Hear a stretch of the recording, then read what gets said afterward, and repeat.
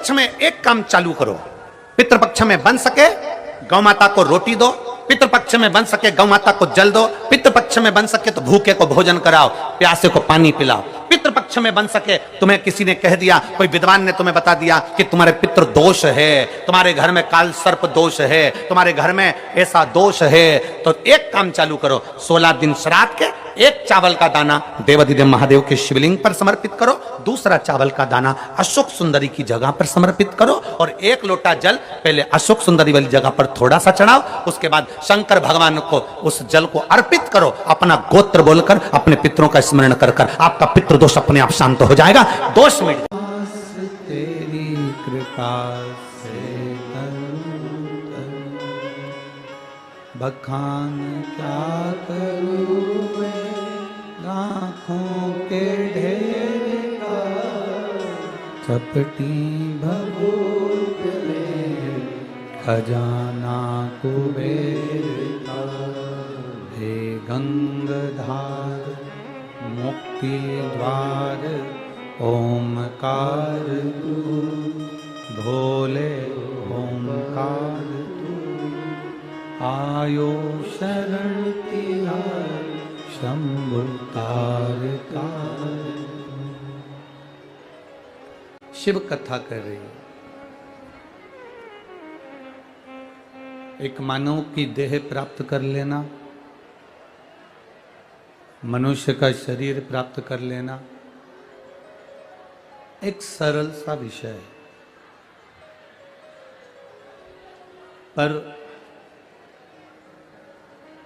मनुष्य की देह प्राप्त करने के बाद भगवान की भक्ति कर लेना एक कठिन विषय है।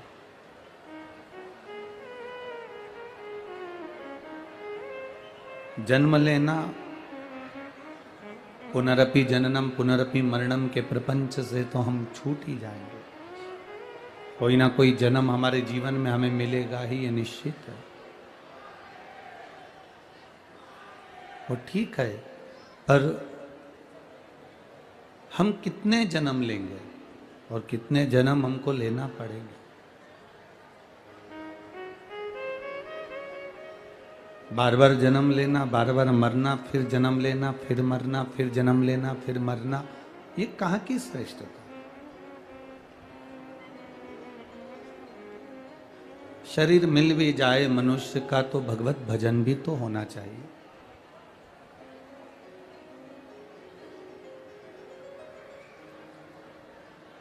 आज इतने बरसते हुए पानी में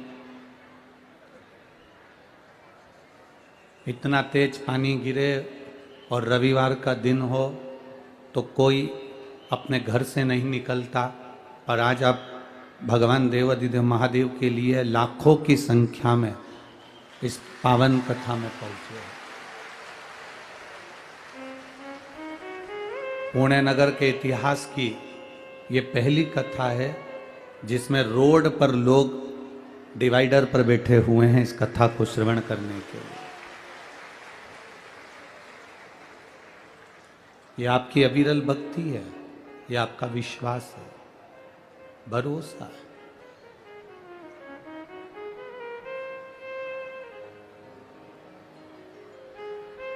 बाबा देवाधिदेव महादेव की कथा में आप जहाँ जिसको जगह मिल रही है वो छाता लगाकर, पन्नी लगाकर, वृक्ष के नीचे जहाँ जैसी जगह मिली वहाँ बैठा है। पर आप ये विश्वास मानना कि आपने छाता नहीं लगाया है, ये तो भोलेनाथ जी की कृपा का छाया आपके ऊपर पड़ी हुई है।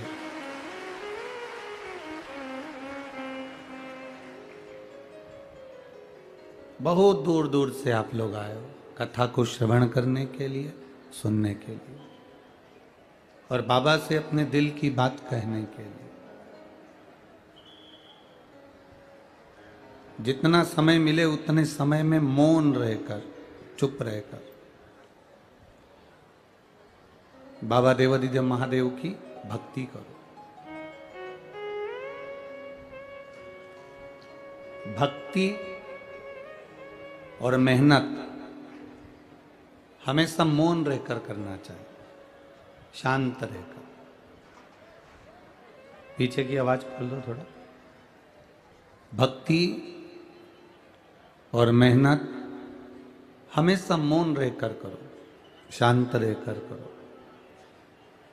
भक्ति और मेहनत जितनी शांत रहकर करते हो, तरक्की उतनी शोर मचाकर तुम्हारे सामने प्रकट होती है, उतनी शोर मचाकर प्रकट होती है। भक्ति में अगर तुम शोर करोगे या मेहनत करने में शोर करोगे कि मैंने तो इतना काम करा, मैंने तो इतना काम करा, तो तुम्हारे को सफलता अच्छी विद्वत्ता में नहीं मिलेगी, प्रबल नहीं मिलेगी। जो बच्चा कहता है ना कि मैं तो दिन रात पढ़ता हूँ, दिन रात पढ़ता हूँ, दिन रात पढ़ता हूँ, नंबर उसी के काम आते हैं।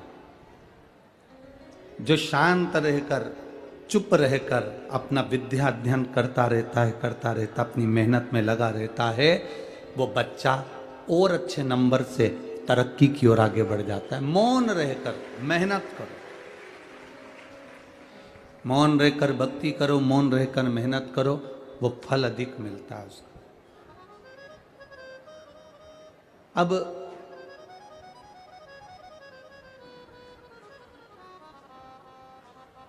मिल गया शरीर मनुष्य का, और वो मनुष्य का शरीर मिलने पर भी हम भगवत भजन ना कर पाए, तो फिर वो जन्म किस काम का? मान लो आज अगर हमारा मनुष्य शरीर मिला है तो हमको थोड़ा सा कुछ अच्छा करने के लिए मिला। कई लोग कहते हैं गुरुजी हमें दुनिया के लोग बहुत ठोकर लगा रहे हैं। कोई कहता है गुरुजी हम बड़े कष्ट में जीवन जी रहे हैं। कोई कहता है गुरुजी हमें बड़ी तकलीफें हैं, बड़ा दुख है हमारी जिंदगी में, हम बहुत कष्ट की जिंदगी जी रहे हैं। हम आपसे कहें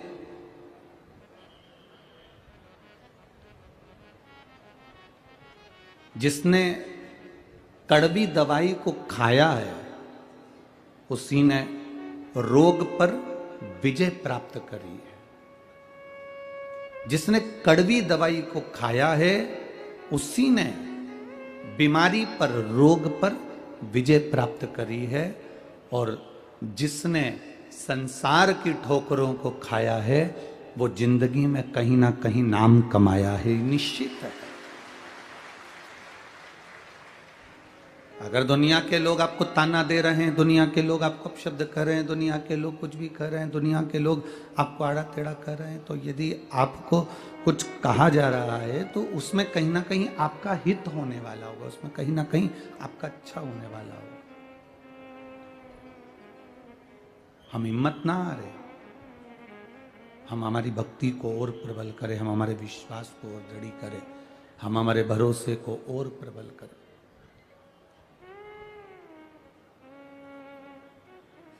अरे तेरा ही दिया मैंने खाया पिया है, तेरा शुक्रिया है, तेरा शुक्रिया है। मुझे भोले बाबा ने बहुत दे दिया है, तेरा शुक्रिया है, तेरा हमें जैसी भी जिंदगी जी हम उससे नाराज नहीं हो। संघर्ष का जीवन में मिला तो हम उससे नाराज ना हो।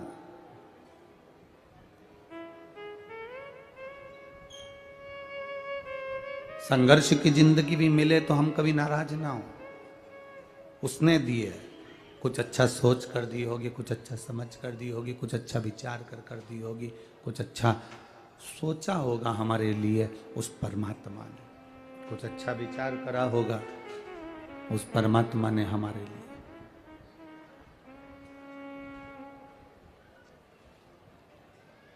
बहुत अच्छा जो पुष्प होता है, बहुत सुंदर जो फूल होता है, वो फूल साधारण नहीं होता, या तो कांटों में लगता है या कीचड़ में खिलता है या सूर्य की तपन झेलकर सूर्यमुखी हो जाता है, कीचड़ में रहकर कमल हो जाता है, कांटों में रहकर गुलाब हो जाता है।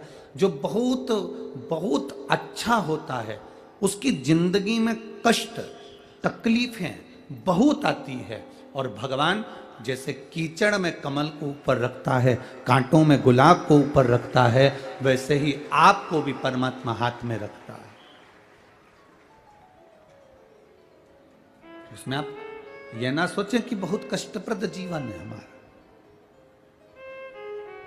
एक पत्र आया है, उस पत्र में एक बहन ने लिखा है, पत्र सभी अच्छे हैं।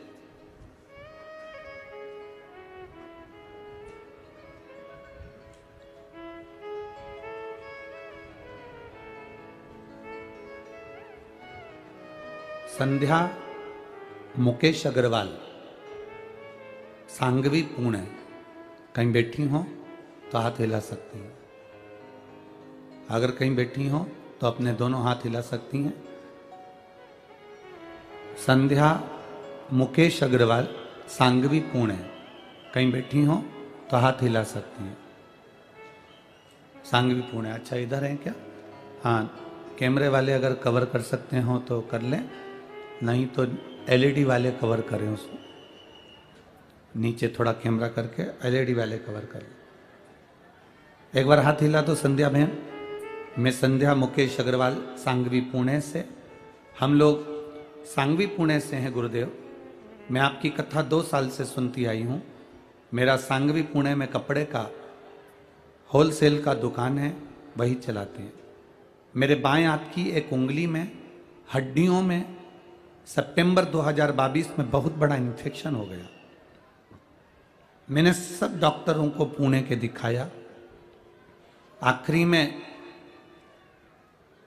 15 नवंबर को 9 दिन तक पुणे के हॉस्पिटल में रहने के बाद डॉक्टरों ने कहा कि इसका इलाज समझ में नहीं आ रहा कि ये तुम्हारी उंगली बेकार हो रही है और इसमें इन्फेक्शन ज़्यादा बढ़ गया है और ये उंगली बहुत ही ज़्यादा बेकार हो गई है, इसको तुम हैदराबाद ले जाओ। हम डॉक्टर के कहने पर बेंगलोर चले गए, हैदराबाद गए, फिर हैदराबाद के बाद में हम लोग बेंगलोर गए और बड़े बड़े लैब में जांचें कराई, पर मेरी उंगली ठीक नहीं हुई। कुछ समझ में नहीं आ रहा था डॉक्टरों को। सारे डॉक्टरों ने जांच करी पर कुछ समझ में नहीं आया कि ये इन्फेक्शन कैसा है कि कुछ दिख नहीं रहा। उंगली पूरी तरह से बेकार होने लगी। ऑपरेशन के लिए डॉक्टरों ने बोल दिया कि इस उंगली का ऑपरेशन होगा और उसकी तैयारी करो। फिर उस उंगली से हम मालूम करेंगे कि इसमें बीमारी क्या हो रही है। पर घबराहट हुई, क्या करा जाए। उसकी जांच करने के लिए उसमें से थोड़ा सा भाव निकाल कर और उसको भेजा गया। जांच होना प्रारंभ हुई। रिपोर्ट कुछ समझ में नहीं आ रही थी। अब करें क्या? तभी हमारी ये पड़ोसन ने कहा कि ये काम करो, शिवजी के मंदिर जाया करो, जल चढ़ाया करो। उसने कहा मेरे हाथ में इतनी तकलीफ है, जल कैसे चढ़ाऊं? मैं एक हाथ में पानी का लोटा लेकर उसके कहने से जल चढ़ाने शंकर जी के मंदिर जाने लगी। शिव जी को एक हाथ से जल चढ़ाती थी, दूसरा हाथ मेरे महादेव का पानी जहां से बहकर जाता था उस पानी को झेल कर दूसरे हाथ पर मंदिर के बाहर बैठकर डाल लिया करती थी। गुरुदेव, शिव जी पे जल चढ़ाकर उस पानी को झेलकर मैं अपने उंगली पर डालती। डॉक्टर अपनी जांच करे, मैंने बाबा से बस इतनी प्रार्थना करी कोई रोग ना निकले बाबा और मेरी उंगली ठीक हो जाए। बाबा का मैं क्या गुणगान करूं गुरुदेव। आप कहते हो बाबा 3 महीने में सुनता है, मेरे बाबा ने 15 दिन में मेरी उंगली को ठीक कर दिया। एक बार दोनों हाथ हिला दो बहन। श्री शिवाय नमस्तुभ्यम। मैं संध्या मुकेश अग्रवाल, सांगवी पुणे से। शिव तत्व की प्राप्ति इसको कहते हैं। इसमें एक लाइन उन्होंने लिखी, मैंने जब पूना के डॉक्टरों को वापिस मेरी जांच दिखाई, उंगली दिखाई, तो डॉक्टर भी आश्चर्य में पड़ गए कि ये उंगली इतनी जल्दी ठीक कैसे हो गई, जिसका ऑपरेशन होना था और जिसकी बीमारी का भी ठिकाना नहीं था। ये शिव तत्व है, योग नहीं है। आपका विश्वास, आपका भरोसा, आपकी दृढ़ता, आपका विश्वास, आपका भरोसा, आपकी दृढ़ता मूल होती है। सबसे मूल है आपका विश्वास, आपकी दृढ़ता। हमें लगता है कि हमने एक डॉक्टर को दिखा लिया, अब उसने जो बोल दिया वो हमने करा।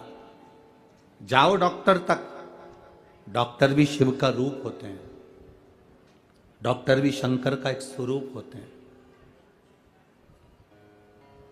डॉक्टर के पास जरूर जाना चाहिए, दिखाना जरूर चाहिए, पर डॉक्टर के पास जाने के बाद जो दवाइयां लेकर आओ, डॉक्टर से कहकर आओ, उसके बाद में शंकर के मंदिर जाना मत छोड़ना, उस पे चढ़ाया हुआ जल आचमन करना मत छोड़ना। डॉक्टर भी दवाई देता है तो मेरा काल अधिपति महाकाल भी दवाई देता है, वो भी औषधि प्रदान करता है। उस भरोसे पर जाना कि मेरा शिव मेरे साथ में है, मेरा शंकर मेरा साथ में है। और आपके भीतर जब विश्वास जागृत हो जाए,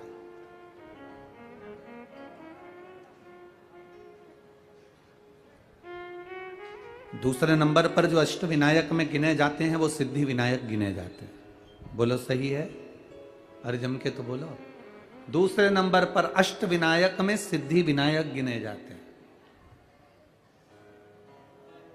मुदगल पुराण की कथा कहती है, अगर आपने स्मरण करा होगा मुदगल पुराण में, तो आपने पढ़ा होगा कि सिद्धि विनायक की कथा कोई साधारण कथा नहीं है।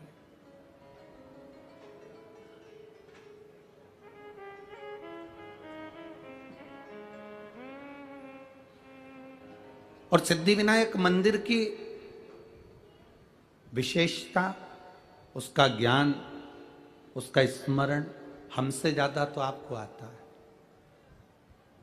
क्योंकि आप पुणे के रहने वाले हो। वो मराठी में क्या कह सकते हैं? सिद्धि विनायक मंदिरची माहिती तुमच्या चांगली आहे।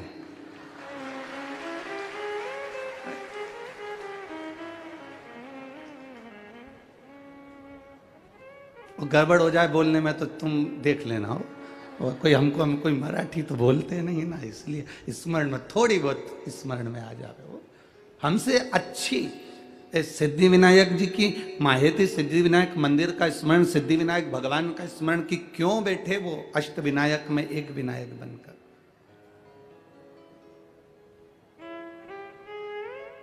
क्यों बैठे? पार्वती जी ने विश्वास के बल पर शिव जी को प्राप्त करा था। कार्तिकेय जी ने विश्वास के बल पर तारकासुर का संहार कर दिया था। सती माता ने विश्वास के बल पर शिव तत्व को प्राप्त कर लिया था। शिव तत्व। जितने यहां आए हैं कथा सुनने के लिए, और जितने आस्था चैनल पर कथा सुन रहे हो, जितने फेसबुक यूट्यूब पर कथा सुन रहे हो, तुम्हारा विश्वास जिस दिन दृढ़ हो गया उस दिन परमात्मा मिल गया। परमात्मा मिलता ही कब है? वो विश्वास के बल पर ही मिलता है, वो भरोसे के बल पर मिलता है। एक छोटे से बच्चे ने एक बात लिखी, उसने एक पत्र में, छोटा सा बच्चा है, देखिए, आशुतोष साहू, कहीं बैठा हो बच्चा तो हाथ हिला सकता है। आशुतोष साहू, मेरी उम्र 7 साल की है। मेरी मम्मी मुझे जल चढ़ाने के लिए शंकर जी के मंदिर भेज देती है, तो मेरी मम्मी से मैंने कहा क्या मेरा केंद्रीय विद्यालय में प्रवेश हो सकता है? मेरी माँ ने कहा अगर तू शंकर का भजन करता है तो तेरा केंद्रीय विद्यालय में हो जाएगा। पहले भी मैं 2-3 बार केंद्रीय विद्यालय के लिए तैयारी करा पर नहीं हुआ, लिस्ट में आता ही नहीं नाम। तो मेरी माँ ने कहा एक लोटा जल तो चढ़ा। मैं जल चढ़ाने के लिए गया, केंद्रीय विद्यालय के लिए मैंने इंटरव्यू आदि सब दिया, पहली लिस्ट आई, परंतु मेरा नहीं हुआ। तो मैंने भी पानी का लोटा उठा के मंदिर में रख के घर आ गया। मेरी मम्मी ने पूछा लोटा कहाँ है? कि मंदिर में दिया यार। पूछा क्यों? वो खुद उठा के नहा लेंगे। अरे तो उसको लेके आना था ना। गुस्सा हो गया हूं मैं भगवान से, लोटा भर के जल चढ़ाया तो भी नहीं सुना और मेरे लिस्ट में नाम ही नहीं आया। माँ कहती है लोटा वापस लेके आ। मैं लोटा लेकर आया, माँ कहती है मंदिर जाना मत छोड़, नहीं आया नाम अगले साल देखेंगे। बेटा वो लिख रहा है कि मैंने जल चढ़ाना नहीं छोड़ा, बाबा की कृपा का क्या गुणगान करूं गुरुदेव, मेरा एक केंद्रीय विद्यालय में नहीं 3 केंद्रीय विद्यालय में नाम आ गया। ये शिव तत्व है। ओ घड़ी शंभो, देवता देते हैं पल्ला झाड़ कर और मेरा महादेव देता है छप्पर फाड़ कर। जब दिया मेरे महादेव ने कम नहीं दिया, जिसको दिया वो थोड़ा नहीं दिया। जब वो देता है तो बहुता में देता, बहुता। वो देता है तो बहुता में देता।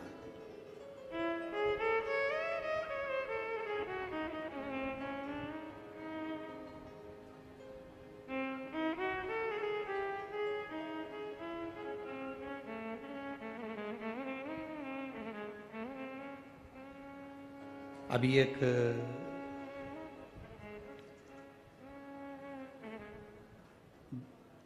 टीआई साहब से उन्होंने हमसे कहा कि गुरुजी आपकी एक लोटा जल बहुत कृपा करने वाला है। जब जब कोई उलझा हुआ व्यक्ति दिखता है तो हम उसको भी कह देते हैं कि तुम्हारे घर के लोगों को बोलो कि एक लोटा जल शिव जी को चढ़ाएं, तो शंकर जी राह जरूर दिखाएंगे, शिव राह जरूर दिखाएंगे। हम लोगों से कह देते हैं कि उस जल में कुछ तो है। बाबा सुनता किसकी नहीं है। कई लोग आते हैं यहाँ पर, कई लोग बैठे भी होंगे जिन्होंने पशुपति व्रत भी करा होगा, जिन्होंने लोटा भर के जल भी चढ़ाया होगा, प्रदोष का व्रत भी किया होगा, और भोलेनाथ जी नहीं सुने होंगे तो उसको दिल भी दुखा होगा। सुनता किसकी नहीं है?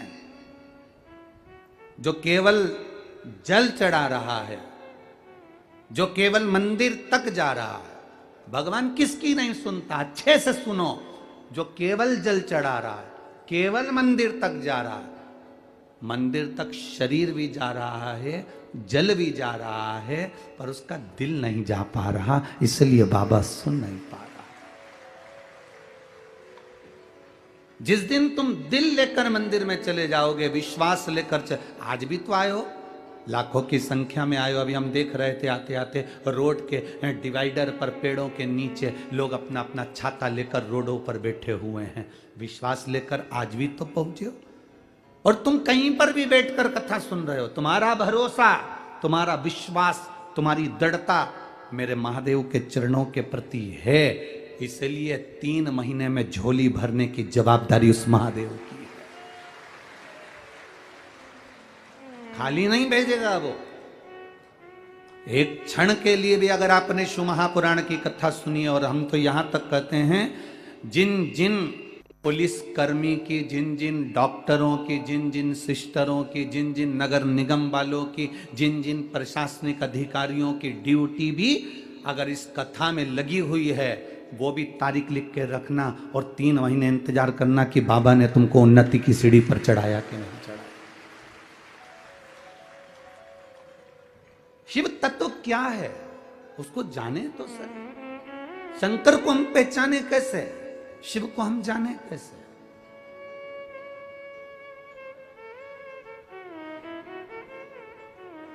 वो पुणे की इस धरा पर अष्ट विनायक में से एक विनायक श्री सिद्धि विनायक भी है। श्री सिद्धि विनायक कैसे है?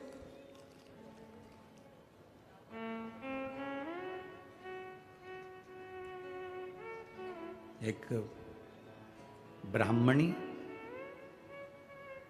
जिसका पति मर गया, घर में केवल एक बेटी है, केवल एक बेटी,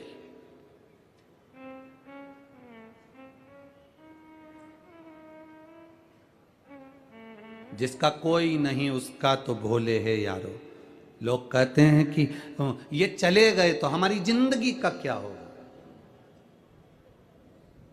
हमारे जीवन का क्या होगा।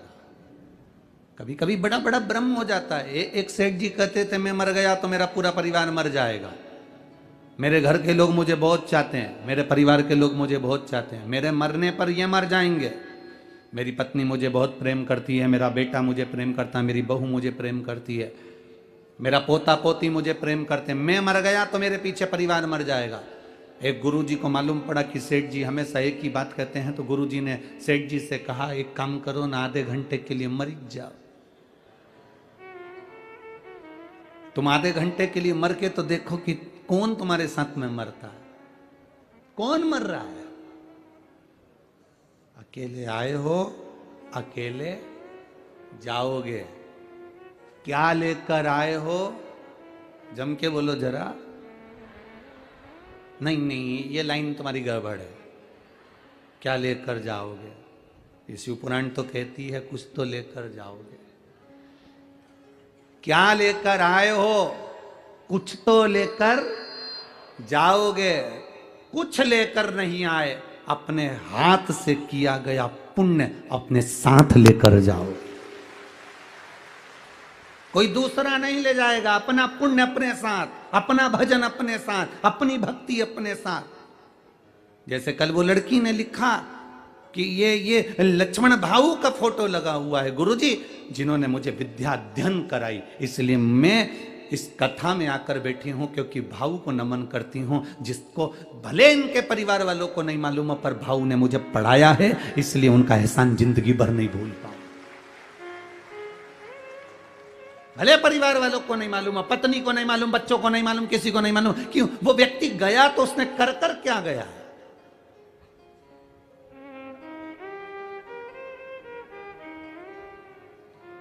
आमदार, खासदार, अध्यक्ष, उपाध्यक्ष, मिनिस्टर, मंत्री, ये सब पद तुमको मिल सकते हैं, पर निवेदन है इस पद पर पहुंचने पर तुम अपने हृदय से दया और धर्म बंद मत कर देना, ये चलती रहने देना।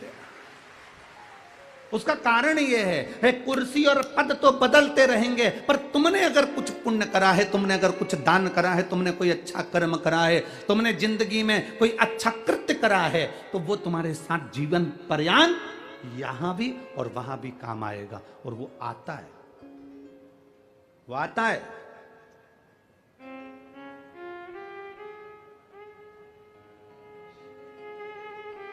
ये कथा कहीं और थी और पहुंची कहीं और है। ये लक्ष्मण भाऊ स्वयं इस कथा को अपने दिल में लिए होंगे, इसलिए कथा उनके स्मरण में हो। कुछ पुण्य कर कर गया हो। और कथा भी करवा रहे हैं तो शंकर भाऊ आपको साधु बांटता है, और पूरे परिवार को जिन्होंने जगताप परिवार का, चाहे वो आमदार हो, चाहे वो बड़े भाई उनके विजय भाऊ हो, चाहे कोई हो, ये अपने परिवार का एक सुखमय, एक आनंदमय।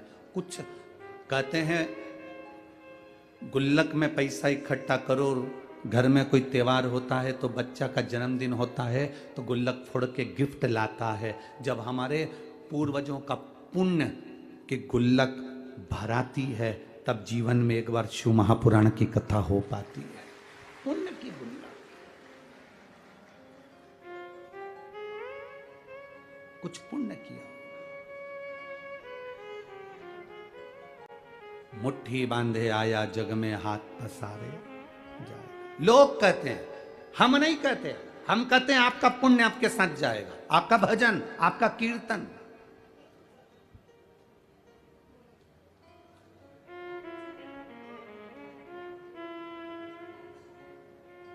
बीमा कंपनी वाले कहते हैं इतने का बीमा करा लो, तुम मरोगे तो घर वालों को इतना मिल जाएगा। दुनिया में केवल एक ही कंपनी है जो तुम्हारे मरने की बात तुम्हारी पत्नी के सामने करती है। पत्नी सोफे पर बैठी रहती है और बीमा वाला कहता है भाऊ बीमा करवा लो ना, तुम्हारा कहीं एक्सीडेंट हो गया तो इतनी रिकवर राशि मिल जाएगी। और पत्नी बड़े प्रेम से पल्लू डाल के सुनती रहती है, इतनी इतनी राशि मिल जाए। फिर पत्नी ने कहा कोई अच्छा पैकेज बताओ ना, रिकवर राशि ज्यादा मिले। सेठ भी ऐसा ही कह रहा था, मैं मर गया मेरे पीछे पूरा परिवार मर जाएगा। गुरुजी ने कहा तू आधा घंटा मर जा। नहीं, मैं काहे को मरूं? अगर मैं मर गया तो मेरी पत्नी को कुछ हो गया, मेरे बच्चों को कुछ हो गया, मेरी पोता पोती को कुछ हो गया, तुम मर तो सही। उसने कहा नहीं मरूं। सेठ जी से गुरुजी करे 5 मिनट आधे घंटे मर जा, बाकी का मुझे देखना है कि तेरा परिवार कितना मरता, मुझे देखना ही है। और अगर मेरे परिवार को कुछ हो गया तो गुरुजी ने कहा जवाबदारी मेरी, तू तो मर। पानी पीते पीते सेठ जी लुढ़क गए। डॉक्टर को बुलाया, थोड़े से रुपए देकर गुरुजी ने कहा तुम यहीं बैठ जाओ और कह दो ये मर गया। डॉक्टर ने भी कह दिया मर गया। पत्नी धाड़ धाड़ के रोने लगी, खूब रो, नई नई डिजाइन में रोई, खूब रो। गुरुजी ने पूछा क्यों रो रही हो सेठानी? सेठानी कहती है मेरा पति चले गया। गुरुजी ने कहा मेरे पास में एक ऐसी बूटी रखी है, मैं तुम्हें दूंगा, तुम खा लेना, तुम मर जाओगी, पति जिंदा हो जाएगा। पति जिंदा। पत्नी रोती रोती बोली इनकी तो उम्र हो गई थी, इनकी तो उम्र हो गई थी। पति जमीन पर पड़ा पड़ा सोचने लगा, भी परसों के दिन कह रही थी तुम कितने हैंडसम लगते, और अब कह रही है कि इनकी तो उम्र हो गई थी। पति उठने ही वाला था, इतने में गुरुजी ने चिमटा खोड़ दिया, पड़े रहे वहीं पर। थोड़ी देर बाद बेटा रो रहा था, तू क्यों रो रहा है? मेरे पिताजी चले गए, ये भी नहीं बता के गए किससे कितना लेना था। अब बाप पड़ा पड़ा मन में सोच रहा इसको लेनदारी की पड़ गई, बाप पड़ा उसकी जरा सा दुख नहीं है। इतने में गुरुजी ने कहा ले बूटी तू खा ले, तू खाएगा तू मर जाएगा, तेरा बाप जिंदा हो जाएगा, पिता जिंदा हो जाएगा। बेटा बोला पिताजी कह रहे थे अब तुम्हें सारा काम संभालना है। पोता रो रहा था, तू क्यों रो रहा है? मेरे दादाजी चले गए, तो अब मुझे कुरकुरा कौन दिलाएगा? तो गुरुजी बोले ले बूटी तू खा ले। इतने में छोटा सा पोता गुरुजी के गले में हाथ डालकर बोला गुरुजी तुम्हारा ना कोई आगे ना कोई तुम्हारा पीछे, तुम नहीं खा लो। और सब मिलके बा गुरुजी को बूटी खिला। अब गुरुजी ने उसको उठाया, उठ जा उठ जा। एक तू कहता था मैं गया तो सब चले जाएगा, लोगों को लगता है मैं कर रहा हूं। सास कहती है मैं जिंदा हूं जब तक घर चल रहा है, जिस दिन मैं मर गई आटे दाल का भाव मालूम पड़ जाएगा। तो मेरा बूढ़ी बूढ़ी माताओं से निवेदन है आधा घंटा मर के तो देखो। तुम जिंदा हो तो भी और मर जाओगे तो भी। हमारे यहाँ की तो रीति बनी है, मरने के पहले और मरने के बाद का समय निकाल कर देखना। मरे भले तुम कहकर मरे कि मैं मर जाऊंगी उसके बाद में आटे दाल का भाव मालूम पड़ जाएगा, पर दुनिया के लोग जानते हैं कि मरने के 12वें दिन ही घर में घी का पीपा, तेल के पीपे, मावा, रबड़ी सब बनेगी और सब नुक्ती और सेव, रायता, चने की सब्जी और पूड़ी सब चकाचक खाएंगे और तेरा फोटो टंगकर उस पे कंडे पे धूप देकर अगरबत्ती लगाएंगे। कौन पूछे किसको? कौन पूछे? तेरा दिन याद करे क्यों रे नर शिव नाम क्यों नहीं जपे। कितने दिन याद करेंगे? केवल 13 दिन। फिर कौन याद कर रहा? किसको याद करे? अपने हाथों से दान करते चलना, अपने हाथों से पुण्य करते चलना। जैसे ये लक्ष्मण भाऊ भले संसार सागर से गए हों, पर उन्होंने अपने हाथों से ऐसा पुण्य कर कर गए कि वो जिंदगी का एक आनंद दे गए। पद मिले, प्रतिष्ठा मिले, चूकना मती किसी का भला करने में। दीपावली पर जो आतिशबाजी में सुख नहीं मिलता, दिवाली पर जो फटाके फोड़ने में सुख नहीं मिलता, होली पर जो रंग उड़ाने में सुख नहीं मिलता, गणेश जी को जो लड्डू खिलाने में सुख नहीं मिलता, वो सुख एक गरीब के चेहरे पर प्रसन्नता लाने से मिलता है। एक दुखी व्यक्ति के चेहरे पर प्रसन्नता लाने से मिलता है।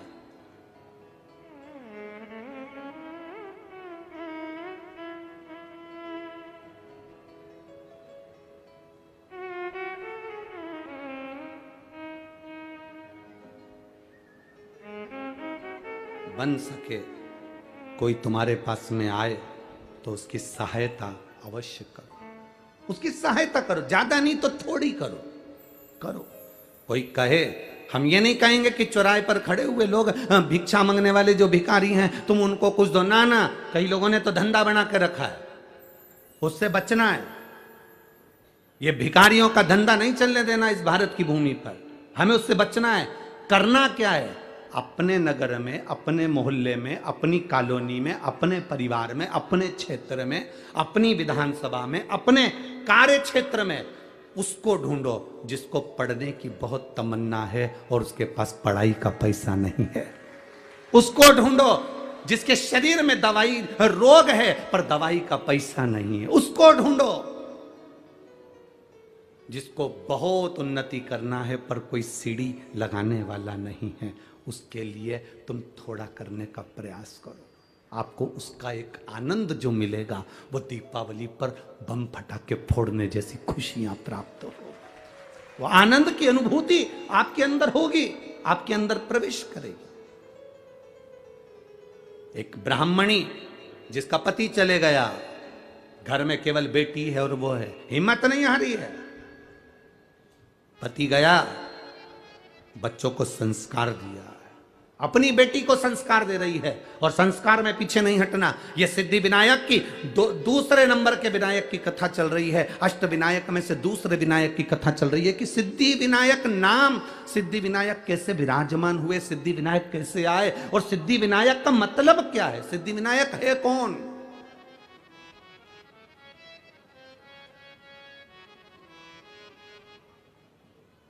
जरा विचार करिएगा। रो रही है बेटी, मां ने पूछा क्यों रो रही हो तुम, किस लिए रो रही हो? मां, जब पिताजी थे ना तो मुझे गोदी में उठाकर स्नान कराने के लिए पवित्र पवित्र तीर्थ में लेकर जाते थे, पर अब मेरे पिता नहीं तो मुझे पवित्र तीर्थ में कौन लेकर जाए, कौन स्नान कराएगा मुझे?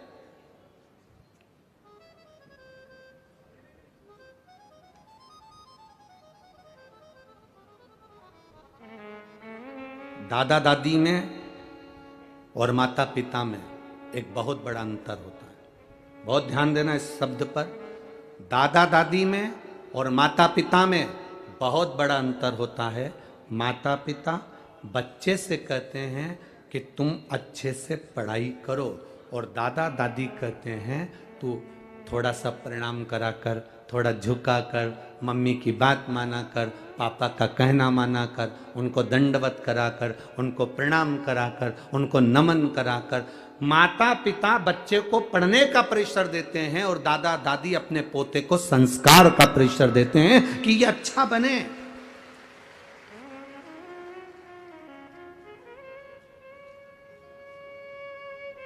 कार किसी के भी घर पर आ सकती है, लोन लो कार लाओ। बोलो री जीजियों, ए पूर्णा वालियों, बोलो सही है कि गलत है? हम पहले एक बार कथा में कहे थे मकान, घर, हाउस और फ्लैट, इनमें बहुत अंतर है। मकान के कान होते हैं,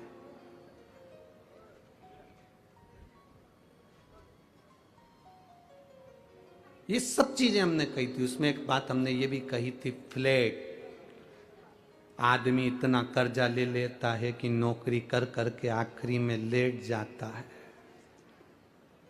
इतना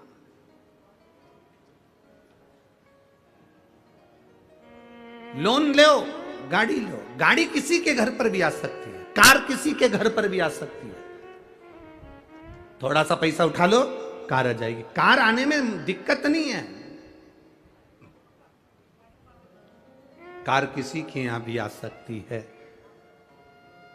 पर संस्कार हर किसी के यहां नहीं आ पाते हैं। हर किसी के घर में संस्कार नहीं आ पाते।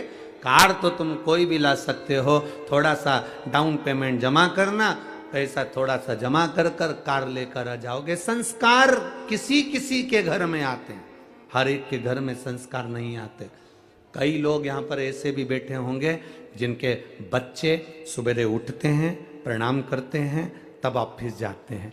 बहू उठती है, मम्मी को प्रणाम करती है, नमन करती है, माँ कैसी हो, कोई दिक्कत तो नहीं है, आप पुणे आई हो, अच्छे से रहना माँ, थोड़े दिन के लिए आई हो, कैसी हो माँ। एक बहू वो होती है जिसके घर में माता पिता के संस्कार झलकते हैं और वो अपने घर के बुजुर्गों को आदर देकर चलती है। बेटा वो होता है जो अपने घर के बुजुर्ग को आदर देकर चलता है। और किसी किसी के घर में ऐसा भी होता है कि माँ रह रही है, खा रही है, पर बोलने का समय किसी के पास नहीं है। पिता रह रहा है, खा रहा है, पर बोलने का समय किसी के पास नहीं है। कार ज्यादा होंगी, बहुत कार होगी, उस कार का कोई मतलब नहीं है। अगर घर में श्रेष्ठ संस्कार नहीं तो कार की महत्वता कुछ भी नहीं है। क्या महत्वता?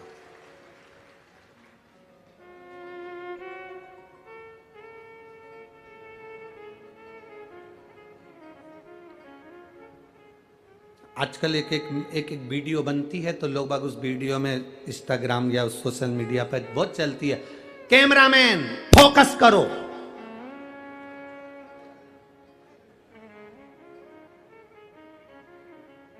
वीडियो चलती है, उस पर लिखते कैमरामैन फोकस करो। अब हम भी तो कहते हैं शिव भक्त शंकर जी के चरणों पर फोकस करो।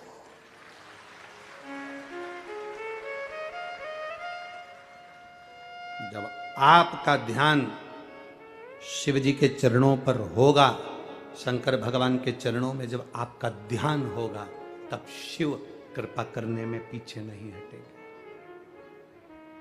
क्यों पीछे हटेंगे? किस लिए?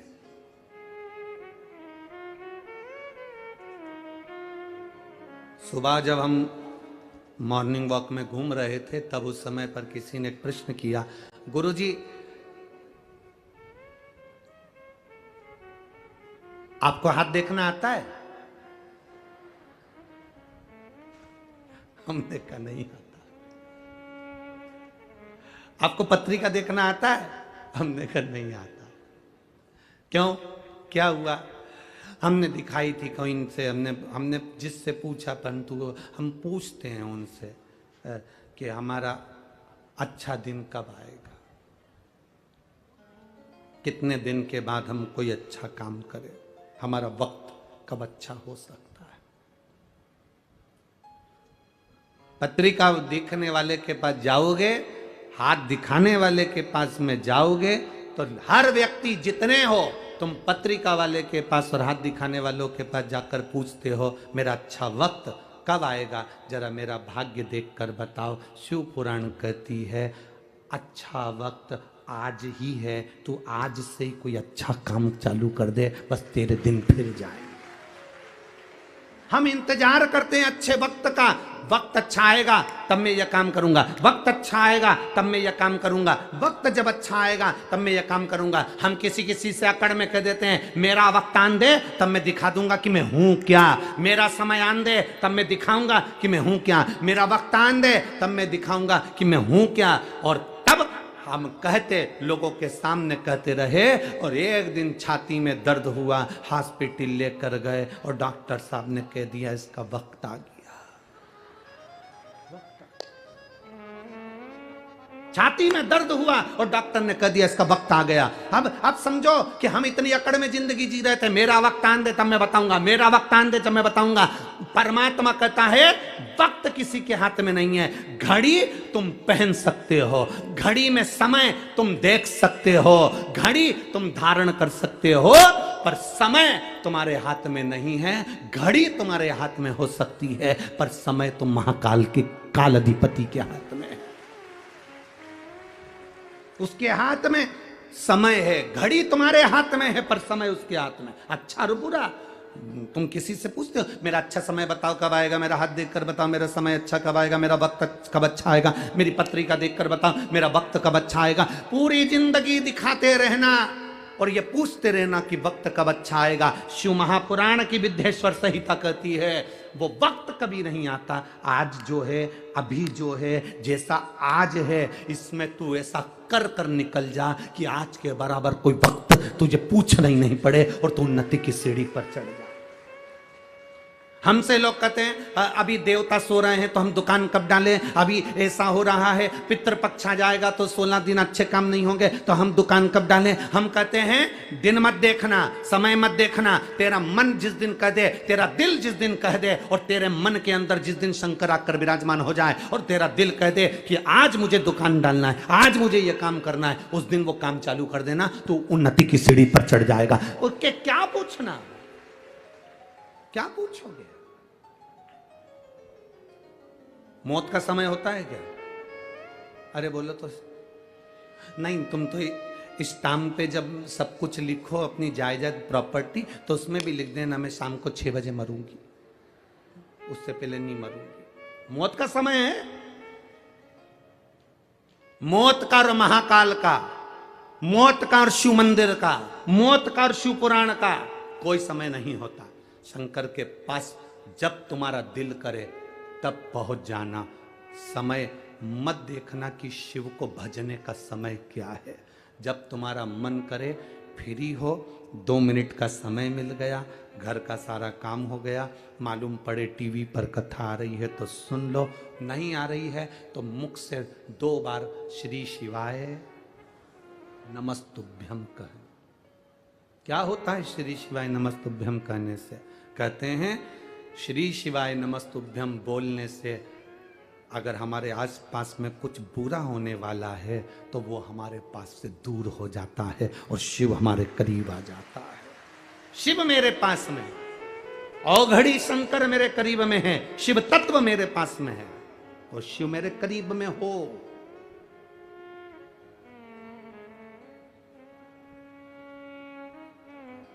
एक बच्चे के शरीर में बुखार आता है, उसको कष्ट रहता है, तकलीफ रहती है, तो बच्चा अपनी मम्मी और पापा से, पापा मुझे डर लग रहा है, तुम मेरे पास आ जाओ ना पापा। माँ मुझे डर लग रहा है, मम्मा तुम मेरे पास आ जाओ ना। काका मुझे डर लग रहा है, तुम मेरे पास आओ ना। काकी मुझे डर लग रहा है, तुम मेरे पास आओ ना। छोटे छोटे मुलगा मुलगी एक शब्द कह देते हैं, छोटे छोटे बच्चे एक शब्द कह देते हैं, आई मुझे डर लग रहा है, मेरे पास आओ ना। भाऊ मुझे डर लग रहा है, मेरे पास आओ ना। और जब तुम्हारी जिंदगी में दुख की घड़ी चल रही हो, कोई राह नहीं सूझ रही हो, कुछ भी तुम्हें दिख नहीं रहा हो, बहुत बहुत टेंशन में जिंदगी चल रही हो, तब महादेव के मंदिर में जाकर कहना, बाबा बहुत डर लग रहा है, तुम मेरे पास आओ ना। शिव को बुलाओ, बाबा बहुत डर लग रहा है, तुम मेरे पास आओ।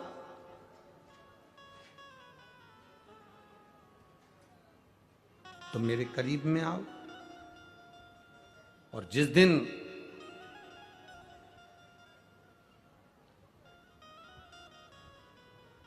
बाबा को तुम दिल से पुकारोगे, वो तुम्हारे सम्मुख में होगा, तुम्हारे नजदीक। पर हमारी आदत इतनी विचित्र है ना कि हम बाबा को अपने पास बुलाने में उतना समय नहीं लगाते जितना समय हम निंदा और बुराई में लगाते। शिव की भक्ति में और अपनी मेहनत में, शिव की भक्ति में और खुद की तरक्की में, किस किस चीज में? जम के बोलो जरा। शिव की भक्ति में और खुद की तरक्की में इतना वक्त लगा दो, इतना वक्त लगा दो कि दूसरे की निंदा करने का और बुराई देखने का वक्त ना बचे।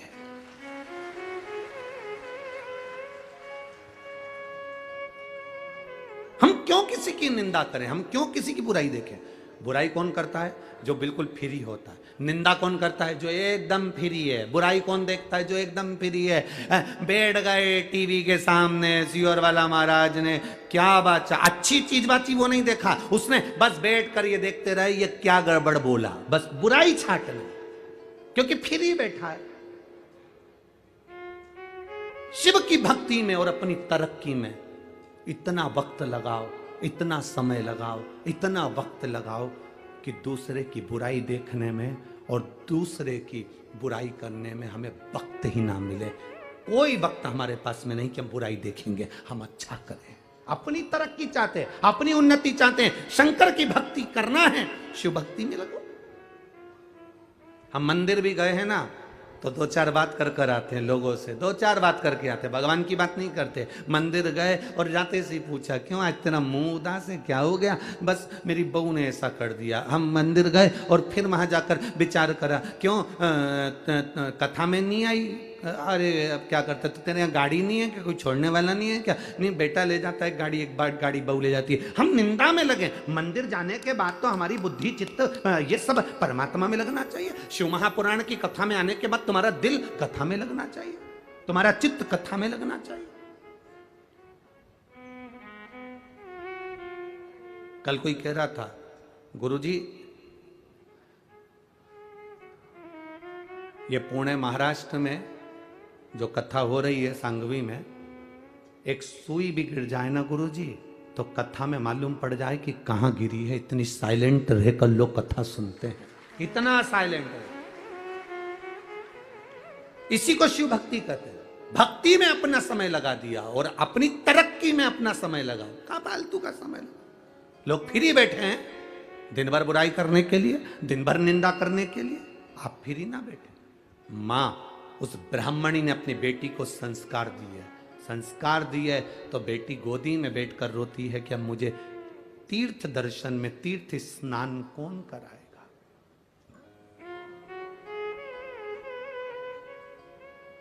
बच्चों का दिल बड़ा निर्मल होता है। उस बच्चे ने जैसे लिखा, बच्चे ने अपने पत्र में लिख दिया कि मैं तो लोटा ही नहीं रखी आया।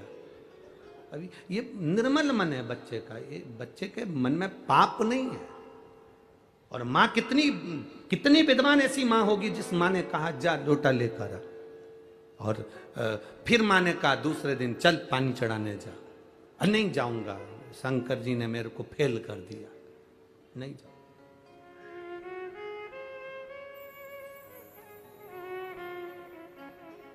अब उस बच्चे को कौन समझाए, रिजल्ट में फेल हो सकता है पर उसकी करुणा में तू पास हो गया, उसकी दया में तू पास हो गया। कौन समझाए उस बच्चे को। लोटा लेकर आ गया, रख दिया। ये विश्वास, दृढ़ता। ये एक पत्र और है बड़ा सुंदर, देखिए उस पत्र में एक बहन ने लिखा,